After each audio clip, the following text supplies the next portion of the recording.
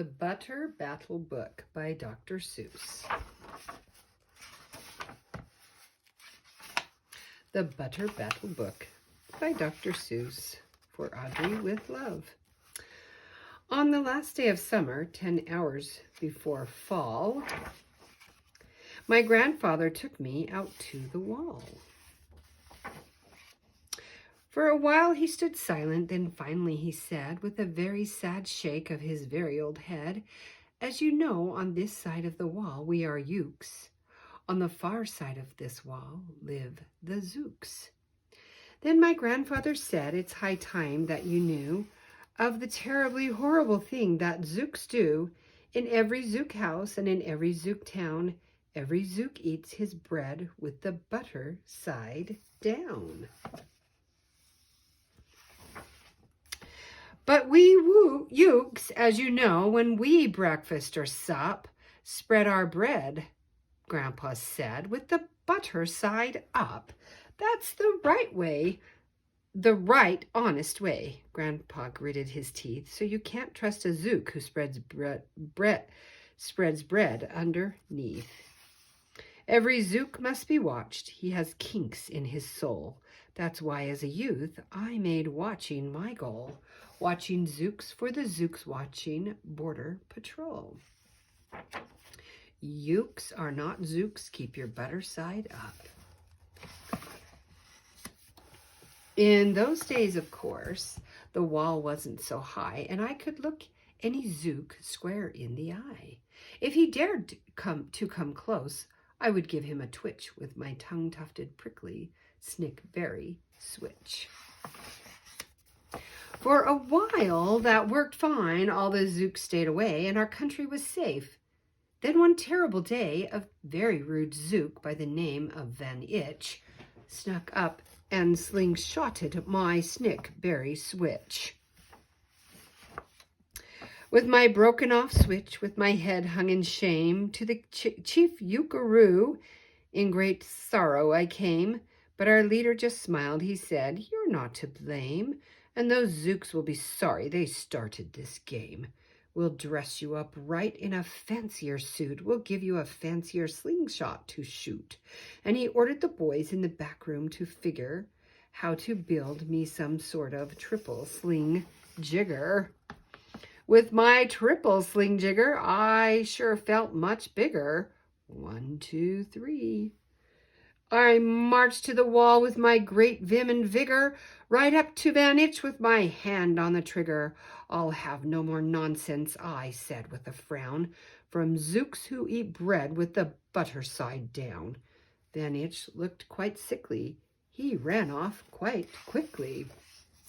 I'm unhappy to say he came back the next day in a spiffy new suit with a big new machine, and he gnarled as he said, looking frightfully mean, "You may fling those hard rocks with your triple sling jigger, but I also know how. I also now have my hand on a trigger. My wonderful weapon, the jigger rock. Snatch 'em, we'll fling 'em right back just as quick as we catch 'em. We'll have no more nonsense, we'll take no more gup from you Ukes who eat bread with the butter side up." "I have failed, sir," I sobbed as I made my report to the chief Ukaroo in the headquarters fort. He just laughed. "You've done nothing at all of the sort. Our slingshots have failed. That was old-fashioned stuff. Slingshots, my dear boy, are not modern enough. All we need is some new-fangled kind of a gun. My boys in the back room have already begun to think up a walloping whiz-zinger one. My bright boys are thinking. They're on the right track. They'll think up one quick, and we'll send you right back." They thought up a great one, they certainly did. They thought up a gun called the Kick-a-Poo Kid, which they loaded with powerful poo-a-doo powder and ants' eggs and bees' legs and dried fried clam chowder. And they carefully trained a real smart dog named Daniel to serve as our country's first gun-toting spaniel. Then Daniel the Kickapoo Spaniel and I marched back toward the wall with our heads held up high, while everyone cheered and their cheers filled the sky. Fight, fight for the butter side up, do or die. Well, we didn't do, and we didn't quite die. But we sure did get worsted, poor Daniel and I. Van Itch was there too, and he said, "The old pig, the boys in my back room, invented this rig called the 8-nozzled elephant-toted boom blitz. It shoots high explosive sour cherry stone pits and will put your dumb Kickapoo kid on the fritz." Poor Daniel and I were scared out of our wits. Once more by Van Itch I was bested and beat. Once again I limped home from the wall in defeat. I dragged and I sagged and my spirits were low as I thought they could ever go, when I heard a boom-ba and a diddle-dee-dill, and our butter-up band marched up over the hill.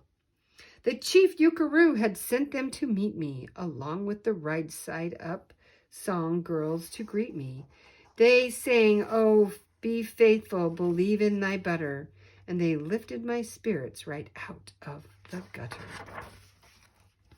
"My boy," smiled the chief Yukaroo, "we've just voted and made you a general. You've been promoted, your pretty new uniform's ready, get in it. The big war's coming, we're going to begin it, and what's more this time, you are certain to win it." My boys in the back room have finally found out how. Just wait till you see what they've puttered up now. In their great new machine, you'll fly over the wall and clobber those butter-down zooks one and all. Oh, what a machine. Those boys in the back room sure know how to putter. They made me a thing called the Utterly Sputter, and I jumped aboard with my heart all aflutter and steered toward the land of the upside-down butter. This machine was so modern, so frightfully new, no one knew quite exactly just what it would do. But it had several faucets and sprinkled blue goo, which somehow would sprinkle the zooks as I flew, and gum up their upside-down butter they chew. I was racing pell-mell when I heard a voice yell, "If you sprinkle us zooks, you'll get sprinkled as well." Van Itch had a sputter exactly like mine, and he yelled, "My blue gooer is working just fine, and I'm here to say that if yooks can goo zooks, you'd better forget it, 'cause zooks can goo yooks." I flew right back home, and as you may have guessed, I was downright despondent, disturbed, and depressed. And I saw just as soon as I stepped back on land, so were all the girls of the butter up band.